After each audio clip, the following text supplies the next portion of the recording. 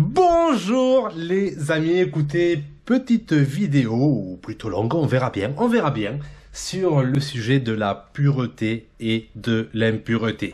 Donc, c'est une vidéo qui s'appuiera beaucoup sur la Bible, mais après, bien sûr, je vous invite à me proposer tout ce que vous avez en tête, tous les supports, il n'y a pas de souci. Moi, j'utiliserai pour commencer cette image, ce tableau de Carlo Crivelli, la Vierge et l'enfant. Donc ce tableau qui, en fait, on voit bien que tous les personnages, et le petit Jésus, et on suppose que c'est Marie, la Vierge, regardent la mouche. Donc une mouche. Et le problème, c'est que lorsque on a repéré, nous-mêmes, observateurs, cette mouche, ben, on est comme la Vierge et l'enfant, on ne voit que ça. On ne voit que cette mouche qui est sur le tableau. Donc, c'est vraiment la mouche qui fait tâche. Elle imprègne tout. On oublie de voir tous les détails. On oublie de voir la beauté du tableau, les autres symboles. Non, toute notre attention, elle est attirée par cette mouche. On n'arrive plus à nous en séparer. C'est même, je sais pas, mais par exemple, lorsque vous êtes dans l'air libre en train de faire un pique-nique, vous avez mis vos sandwichs ou au pire si c'est un barbecue, votre viande, et vous voyez une mouche qui se pose au-dessus de votre nourriture en plus. Mais chez certaines personnes, il y a l'effet plus ou moins répulsif, on pourrait dire. Mais certaines personnes, une fois la mouche s'est posée sur la nourriture, ils ne pourront plus manger ces aliments parce que ils ne verront justement que la mouche dans tout ça. Donc c'est un peu la même chose qu'on a dans cette image. Nous avons aussi une autre un peu dans le même style de Giovanna Garzoni. Là le thème c'était fruits. Comment ça s'appelait ce tableau? Je sais plus. Voilà, je le mettrai dans la description dans la vidéo au montage. Mais pareil, c'est un peu les fruits et la mort ou quelque chose comme ça. Attendez, bon, c'est pas grave.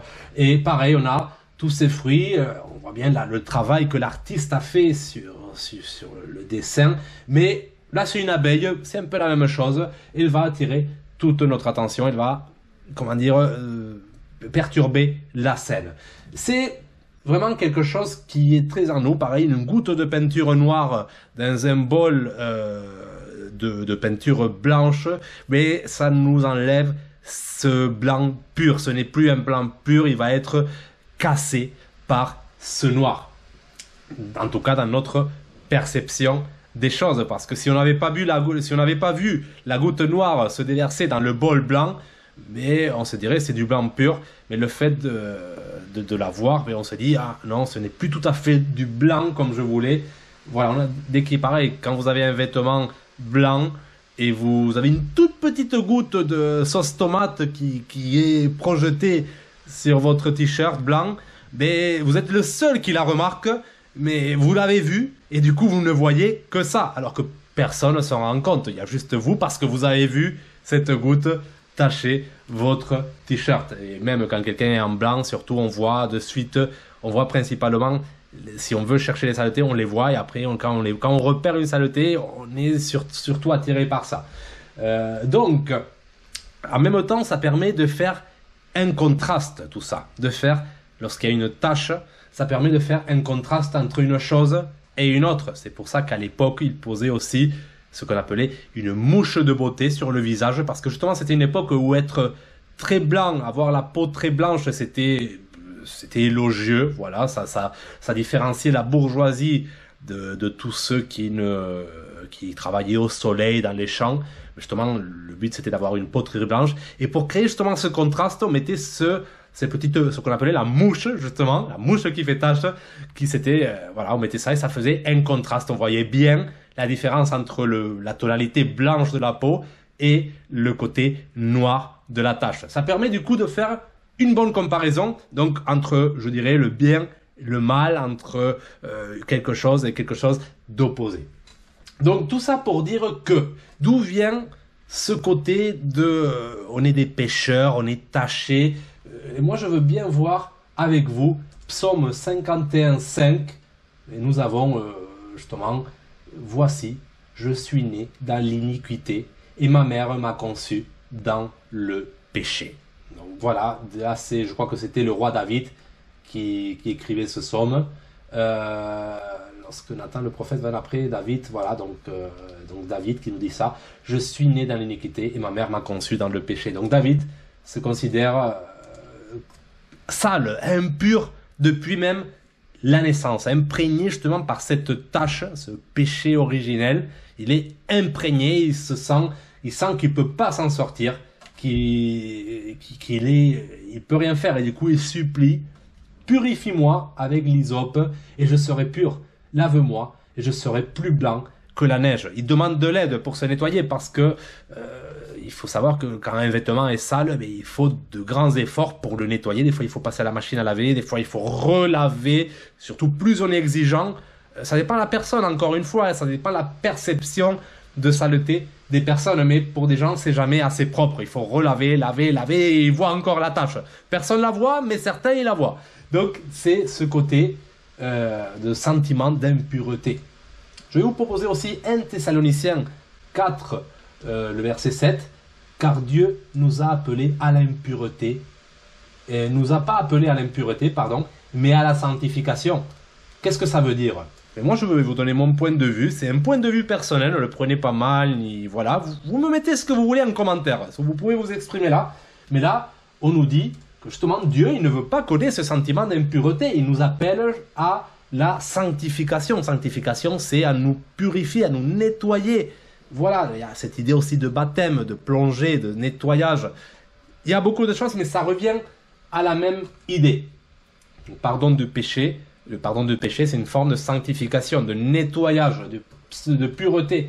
Donc voilà, parce qu'en fait, si quelqu'un a un vêtement sale devant moi, mais ça ne me dérange pas, si je ne suis pas assujetti aux apparences, mais ça ne me dérange pas, ça ne me pose pas de problème qu'il soit sale.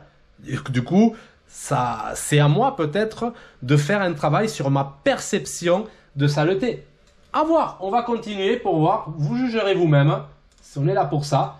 Donc par exemple, là, nous avons un autre exemple. Je vais vous présenter Ézéchiel 4, acte 10 d'abord. Acte 10 parce que c'est intéressant. C'est la vision que Pierre a. Et cette vision qui va permettre aux chrétiens de pouvoir manger des aliments qui étaient considérés par le peuple juif comme impurs. Je pense aux cochons, voilà. Donc là, il y a d'autres choses, en quelque sorte, parce que les juifs étaient très limités au niveau des aliments.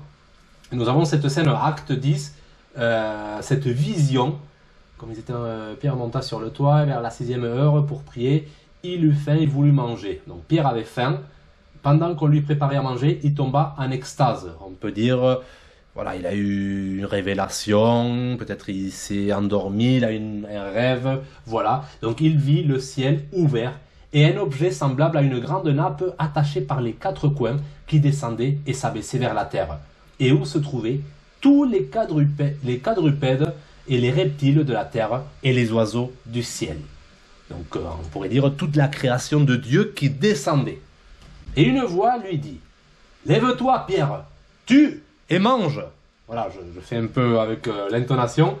Mais Pierre dit, « Non, Seigneur, car je n'ai jamais rien mangé de souillé ni d'impur. » Et pour la seconde fois, la voix se fit encore entendre à lui. « Ce que Dieu a déclaré pur, ne le regarde pas comme souillé. » C'est en quelque sorte, ce que Dieu a créé, ne le regarde pas comme souillé. Parce que le bien et le mal, il crée la lumière, il crée les ténèbres. Donc, les ténèbres et la lumière, c'est juste une perception que nous avons, mais ça reste des créations de Dieu. Donc, le blanc et le noir, ce sont des créations de Dieu. Donc, ne regarde pas ce que Dieu a déclaré. Si Dieu a déclaré que c'est pur, que c'est sa création, ne regarde pas la création de Dieu comme souillée. C'est en quelque sorte ça. Par exemple, les Juifs, si vous lisez le livre des Lévitiques, vous avez plein de choses. Le peuple juif, vraiment, je ne sais pas comment il faisait pour être pur, parce que la moindre chose, ils étaient impurs. Si toucher une femme avec ses règles, c'est fini, impur. Ils étaient tout le temps impurs, à mon avis. Peut-être ils se rendaient même pas compte, mais la complexité pour rester pur était énorme. Pourtant, les règles, ça fait partie de la création. Toucher un animal mort, ben la mort, ça fait partie en quelque sorte, de la création, les lumières, les ténèbres. Après, vous pouvez débattre. C'est mon point de vue. J'insiste, parce que je peux dire des choses qui peuvent, justement, être considérées comme des tâches pour certains et qui vont, du coup, attirer toute votre attention et tout va devenir noir, la mouche qui fait tâche. Donc, vous me dites en commentaire ce que vous pensez. Moi, je partage mon avis. Je vous invite vraiment à la réflexion, à prendre 5 petites minutes pour réfléchir à tout ça. Mettez pause. Pensez à tout ça, il ne faut pas non plus être impulsif, un peu de patience. Voilà. Donc, appel à ne pas voir impures les choses qui, de base, sont pures parce que ça fait partie de la création, ça fait partie de ce qu'il y a dans le monde. Pareil, nous avons la même scène à Ézéchiel 4. Pour ceux qui disent que le Nouveau Testament et l'Ancien Testament, c'est très différent, c'est la même chose, Ézéchiel 4. Là, nous avons une sorte de rituel, d'exorcisme qui est fait, de sorcellerie, parce que nous avons le prophète justement Ézéchiel qui doit prévenir le peuple Israël sur son comportement, que lui-même Ézéchiel juge comme impur, mais il a une vision dans laquelle Dieu lui dit de faire des choses pour justement montrer au peuple leurs propres actions, comme en fait il faudrait que Ézéchiel soit comme un miroir au peuple, et Dieu lui demande de faire ceci. Donc au chapitre 4, verset 12 de Ézéchiel, « Tu mangeras des gâteaux d'orge que tu feras cuire en leur présence, donc à la présence du peuple, avec des excréments humains. » Donc imaginez le choc qu'une telle action pouvait déclencher chez les gens. En fait, il fallait scandaliser les gens pour qu'ils réagissent, pour qu'ils se disent « Pourquoi il fait ça ?» Mais en fait, c'était un miroir, il faisait ça parce qu'il voulait refléter ce que le peuple lui-même était en train de faire. Par contre, là, la vision, elle va un peu trop loin pour Ézéchiel. C'est pour ça qu'il réagit. Et l'Éternel dit, c'est ainsi que les enfants d'Israël mangeront leur pain souillé parmi les nations vers lesquelles je les chasserai. Et là, Ézéchiel qui répond au verset 14, je dis, ah Seigneur éternel, voici mon âme n'a point été souillée depuis ma jeunesse jusqu'à présent. Voilà, Ézéchiel, contrairement au roi David, lui, il se sentait pur, propre. Attention, il se sentait, voilà, tout tourné autour de lui. Il était intouchable, Ézéchiel, de son point de vue. Pour lui, il était juste. Et là, cette vision le choque parce qu'il va devoir cuire la nourriture sur des excréments humains. C'est trop pour lui. C'est vraiment trop. Je n'ai pas mangé d'une bête morte ou déchirée, et aucune chair impure n'est entrée dans ma bouche. Donc Ézéchiel se révolte un peu contre sa vision, un peu comme Abraham lorsqu'il a eu la vision de tuer son fils Isaac, mais ça lui crée une révolte et il dit à un moment la main s'arrête, on dit que c'est l'ange, mais tout peut être sujet à interprétation. C'est mon point de vue, j'insiste, dites-moi ce que vous pensez. Mais en faisant des liens, j'arrive à ces conclusions, dites-moi ce que vous pensez. Donc du coup, il s'arrange avec sa conscience, avec sa voix intérieure, avec sa voix divine. Et là, Dieu, il y a un arrangement, il y a un pacte qui se fait entre Ézéchiel et Dieu. Et il me répondit, voici, je te donne des excréments de bœuf au lieu d'excréments humains. Et tu feras ton pain dessus. Voilà, ok, faire ta nourriture sur des excréments humains, c'est trop pour toi. Ok, on trouve un arrangement, t'inquiète pas. Sur des excréments de bœuf. Ça passera comme ça? Oui, ça passe. Comme ça, Ézéchiel, qui, selon son point de vue, ne s'était jamais sali, il va se salir, parce qu'il va faire quelque chose de dégoûtant, en quelque sorte, mais il va se salir selon ses capacités à être sali. Voilà, un juste milieu est trouvé, comme lorsque, justement, vous avez... comment il s'appelle là, j'ai pas le nom qui me vient à la tête, Salomon, lorsqu'il va trancher en deux le bébé, l'enfant, il coupe la poire en deux, d'où c'est de ça que vient cette expression justement. On trouve un équilibre, un pacte où la conscience et la personne, ils peuvent continuer dans cette voie. Voilà, donc c'est la même scène pour moi que Acte 10, Ézéchiel 4 et Acte 10, voilà, ne considère pas souiller ce qui est, c'est la même scène, sous un autre point de vue, là, là, peut-être pour Pierre, après cette vision, peut-être faire la nourriture sur des excréments humains aurait pas de souci, plus que ça. Voilà, donc encore une fois, il y a Tite 1,15 que je vous invite à lire. Tite 1,15 qui est magnifique aussi. Donc, tout est pur pour ceux qui sont purs, mais rien n'est pur pour ceux qui sont souillés et incrédules. Incrédules, insensés, qui ne trouvent du sens à rien. Après, il y a des gens qui arrivent à trouver toujours un sens partout. Et ceux qui ne trouvent pas de sens, tout est impur. C'est ça, je ne comprends pas, ça c'est impur. Et ils ne cherchent pas à comprendre. C'est pour ça que dans la Bible, il y a beaucoup de critiques sur les gens qui se moquent. Je vois cette œuvre d'art, beaucoup de personnes ils disent n'importe quoi, une mouche, qu'est-ce qu'elle fait ici? Mais non, essayez de trouver le sens. Essayez de trouver. Sinon, vous verrez que du chaos, votre vie n'aura aucun sens. Il faut trouver un sens à tout. Et c'est dans notre pouvoir justement de donner le sens que nous voulons. Moi, je vous partage le mien. Après, encore une fois, si ce n'est pas le vôtre, vous aurez trouvé votre sens dans votre vie. Il n'y a pas de souci. Il n'y a pas de souci, les amis. Donc, où est-ce qu'on en était? Voilà, c'est la même scène. Donc, pour conclure, nous avions ce que j'avais dit à Tite 1,15. Donc, tout est pur, sauf pour celui qui ne trouve pas de sens à rien. Voilà. Matthieu 15. Attendez, je voulais lire aussi... Bon, on va lire d'abord Matthieu 15, verset 11. Bon, je vais commencer au 10. Ayant appelé à lui la foule, il lui dit, « Écoutez et comprenez. Ce n'est pas ce qui entre dans la bouche qui souille l'homme, mais ce qui sort de la bouche, c'est ce qui souille l'homme. » Très intéressant ce passage. Donc, encore une fois, vous voyez de la moisissure sur un aliment. Vous voyez une mouche, justement la mouche que je parlais sur la viande de votre barbecue. Certains, vous ne voulez pas manger. C'est pas ça qui fait mal. C'est le fait de dire « Ah, ça c'est souillé. Ah, ça c'est en fait votre compréhension de la scène que vous voyez qui rend cette scène, ce spectacle, souillé. » C'est juste ça, ce qui sort de la bouche de l'homme, c'est ce que l'homme va dire, et du coup ça va contaminer les autres gens. Par exemple, moi je vais dire « Ah, ça c'est sale !»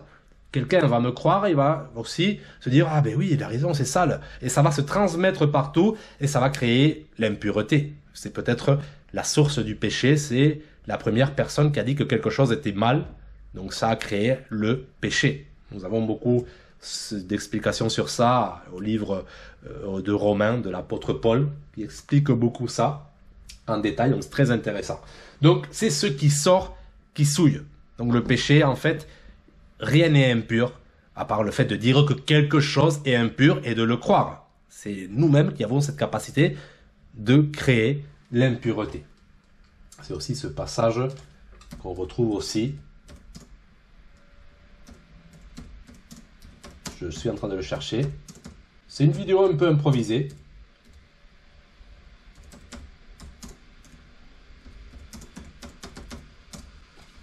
Matthieu 18. Matthieu chapitre 18, verset 18. Je vous le dis en vérité, tout ce que vous lirez sur la terre sera lié dans le ciel. Et tout ce que vous délirez sur la terre sera délié dans le ciel. Donc ce que vous direz sur terre que c'est impur, ça sera impur. C'est la loi. On impose une loi. Et ceux qui ne respectent pas cette loi, ben, on les punit, on dit ce sont des pécheurs, ils sont hors la loi. Donc il faut qu'ils paient. Donc on a ce pouvoir, on a les clés, ce qu'on appelle les clés du ciel.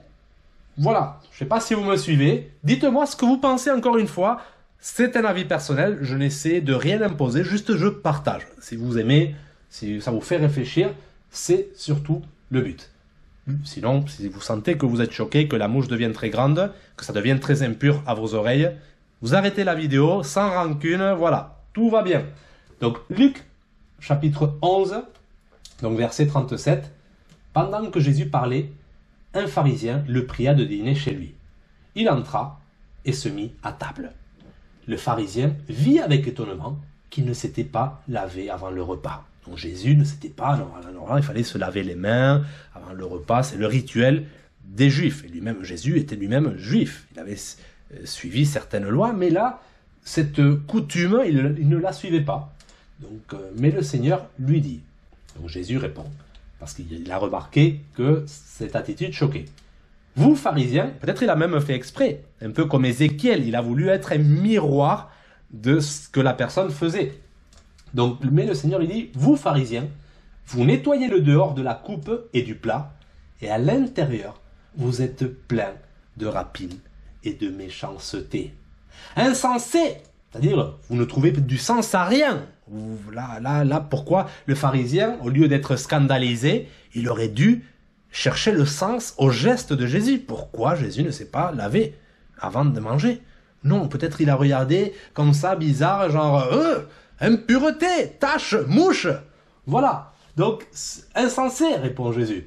Celui qui a fait le dehors, n'a-t-il pas fait aussi le dedans? Et nous retournons sur cette idée de tout a été créé par Dieu. Tout ce qui se passe sur terre, même si ça a été fait par l'homme, c'est la volonté de Dieu. Donc, indirectement ou directement, comme vous voulez l'appeler, de dedans, de dehors, c'est fait par Dieu. Vous pouvez dire comme vous voulez. Donc, donnez plutôt à nos mônes ce qui est dedans. Et voici, toutes choses seront pures pour vous. Donnez plutôt à nos mônes ce qui est dedans. Et voici, toutes choses seront pures pour vous. Très, très intéressant. Là, on a la révélation, on a les clés du ciel qui nous sont données.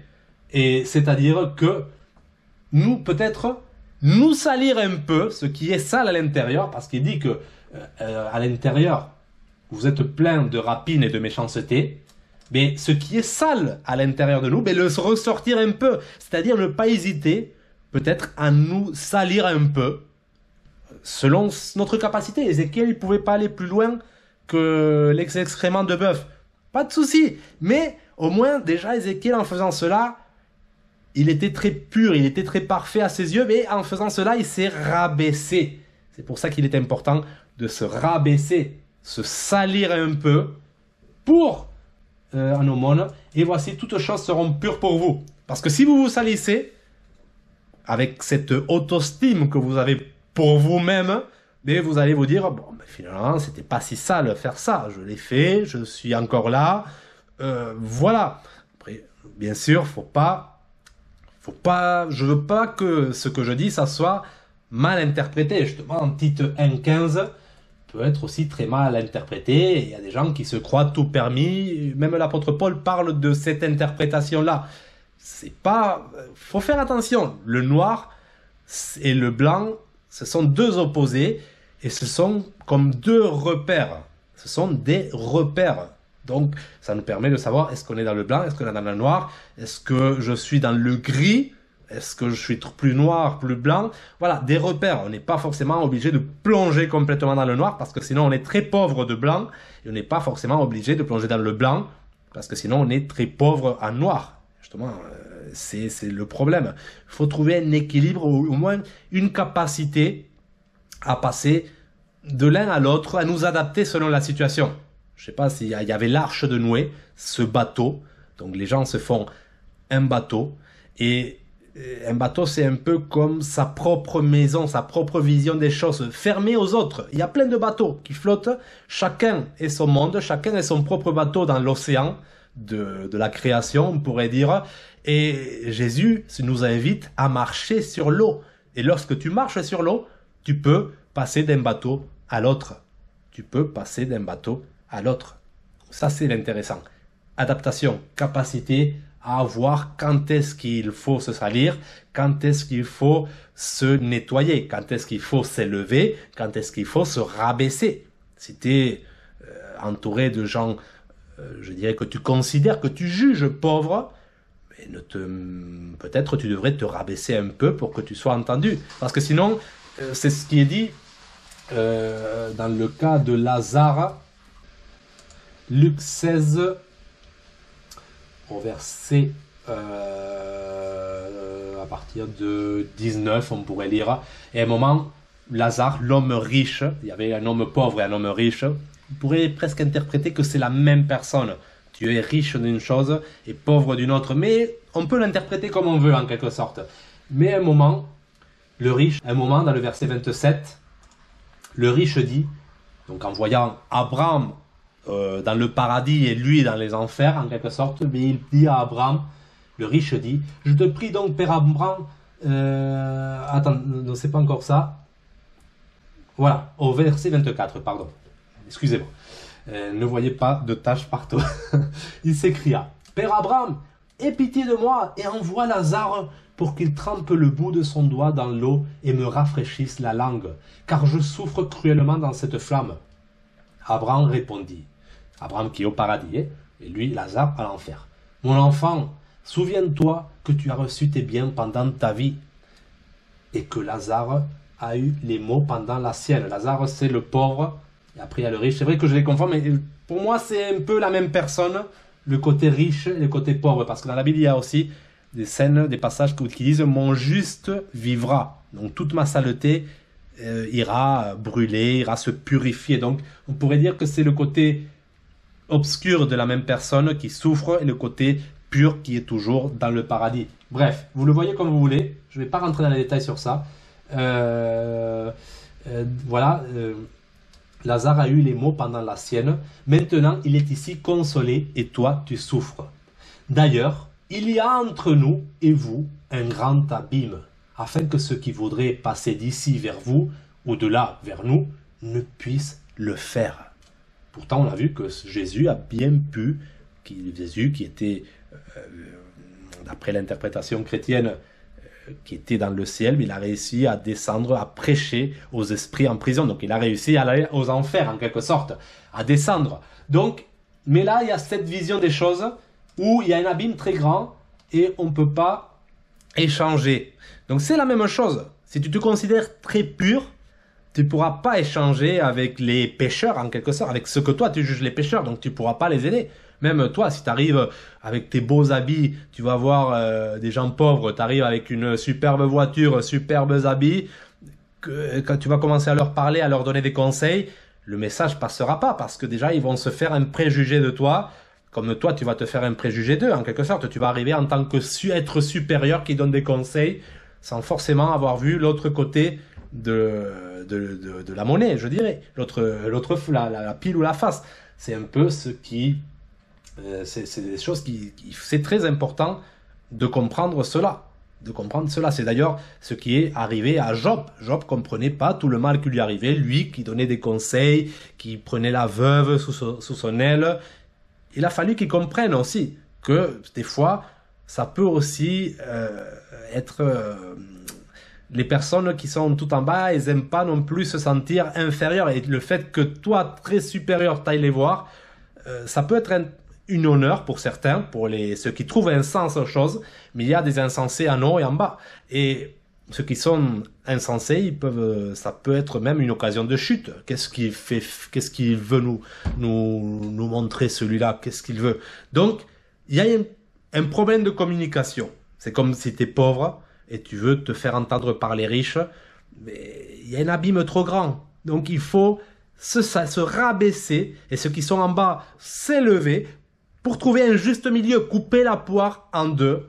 Ne pas dire toi t'es riche parce que t'es un voleur, parce que tu exploites les gens, et ne pas dire toi t'es pauvre parce que t'es un fainéant, parce que ceci, parce que... Non, on coupe la poire en deux, et toi t'as ta part de vérité, moi j'ai la mienne, écoutons-nous, échangeons. Voilà les amis, en gros, je pense que l'objectif de cette vidéo est atteint, en tout cas pour moi.